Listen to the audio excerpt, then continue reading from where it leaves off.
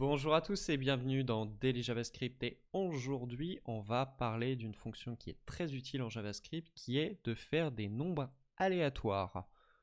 Donc sans transition, ce qu'on va faire c'est que je vais vous montrer la méthode la plus simple pour faire un nombre aléatoire.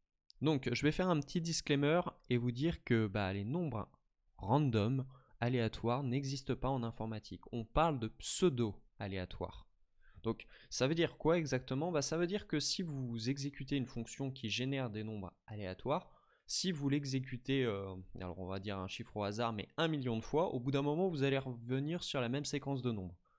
Donc imaginons que on a un nombre qui est aléatoire. Si par exemple vous voulez en générer 1 milliard, et au bout d'un moment les nombres seront toujours les mêmes.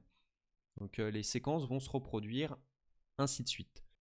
Comment faire des nombres aléatoires?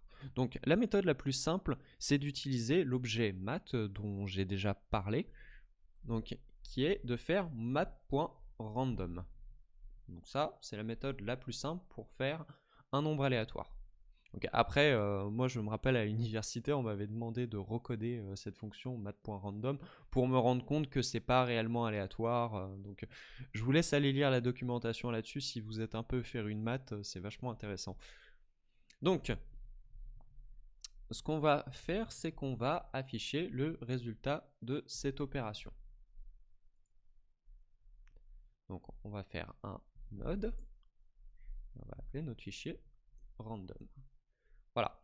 Et là, on obtient un chiffre qui va osciller entre 0 et 1, 1 étant non inclus.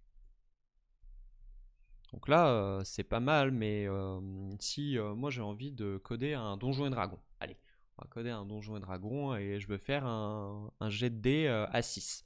Donc un dé à 6 faces, ce que ça représente, c'est que je peux avoir de 1 à 6. Donc là, je suis un peu embêté avec un nombre qui oscille entre 0 et 1. Donc comment je vais faire pour pouvoir générer mon nombre aléatoire? Donc ce qu'on va faire, c'est qu'on va créer une constante qui s'appelle d de 6 et on va faire math.random. Donc ce qu'on va faire, intuitivement, on va multiplier par 6, donc le nombre maximum. Donc, ce qui fait que maintenant, on va pouvoir obtenir les nombres aléatoires. Si je ne sauvegarde pas, ça ne risque pas de fonctionner. Et si je ne l'affiche pas à l'écran, non plus. Donc, on va enlever cette partie-là. Hop.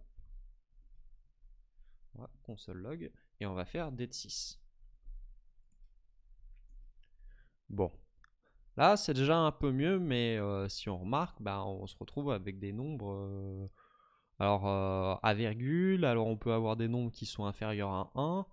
Donc pour un D, c'est un peu compliqué. On va faire un math.floor. Donc floor, ça veut dire que vous allez toujours aller au nombre inférieur le plus proche.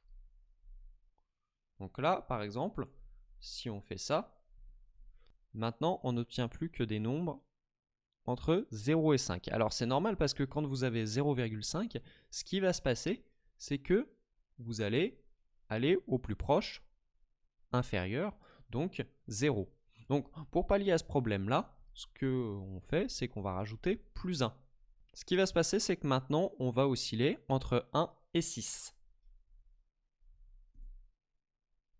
On a de la chance, on a fait un 6 du premier coup.